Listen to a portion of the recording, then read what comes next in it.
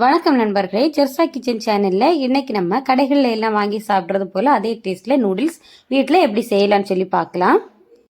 ஃபர்ஸ்டா கடாயில் 1 டீஸ்பூன் எண்ணெய் சேர்க்கலாம். எண்ணெய் சேர்த்துட்டு இதில் 2 முட்டை உடச்சி ஊற்றலாம். முட்டை உடச்சி ஊற்றின அப்புறம் இதுக்கு தேவையான அளவு உப்பு, அப்புறம் இதுக்கு மேலே கொஞ்சமாக பெப்பர் சேர்த்து இதை நல்லா கலந்து விடலாம். இனி இது நல்லா ஃப்ரை ஆகட்டும். ஃப்ரை ஆன அப்புறம் இதை நம்ம வேறொரு பிளேட்டுக்கு ட்ரான்ஸ்ஃபர் பண்ணிடலாம். அப்புறம் அதே கடாயிலேயே 3 டேபிள் ஸ்பூன் எண்ணெய் சூடானதும் இதில் பெரிய வெங்காயத்தில் பாதி ஸ்லைஸாக கட் பண்ணி வச்சுருக்கேன். அதையும் சேர்த்து மிக்ஸ் பண்ணிடலாம். இது லைட்டாக பொரிகிறது மாதிரி வர ஸ்டேஜில் இதில் கொஞ்சமாக கேரட் சேர்க்கலாம்.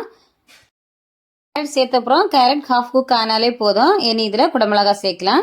குடமிளகாயும் சேர்த்து இதை நல்லா கலந்து விடுங்க. இனி இதெல்லாம் நல்லா வேகட்டும். நம்ம சேர்க்க வேண்டிய காயெல்லாம் சேர்த்த அப்புறம் 1 நிமிஷம் ஹை ஃப்ளேமில் வச்சு இதை வேக வச்சுக்கோங்க. வேக வச்ச அப்புறம் இனி இதில் மசாலா சேர்க்கலாம்.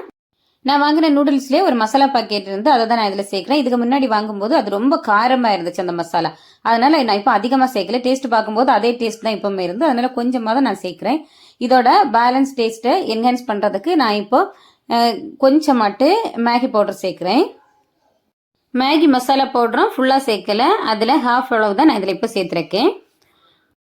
இனி நம்ம வேக வச்சு வச்சிருக்கிற நூடுல்ஸ் இதில் சேர்க்கலாம். வேக வைக்கும் போது இதில் கொஞ்சமாக உப்பு அப்புறம் எண்ணெய் இந்த ரெண்டும் தண்ணி நல்லா கொதிச்ச அப்புறம் சேர்த்த அப்புறம் தான் இந்த நூடுல்ஸ் நான் இப்போ சேர்த்து நல்லா வேக வச்சு எடுத்து வச்சிருக்கேன். அதையும் இதில் சேர்த்து இனி நல்லா இதை கலந்து விடலாம்.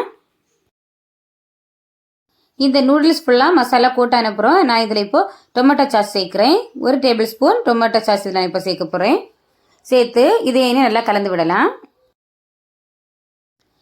டொமேட்டோ சாஸும் சேர்த்து இதை நல்லா கலந்து விட்டப்புறம் லாஸ்ட்டாக ஃபஸ்ட்டே நம்ம ரெடி பண்ணி வச்சுருந்த முட்டையும் இதில் சேர்க்கலாம். முட்டையும் சேர்த்து இதை நல்லா மிக்ஸ் பண்ணிக்குவோங்க.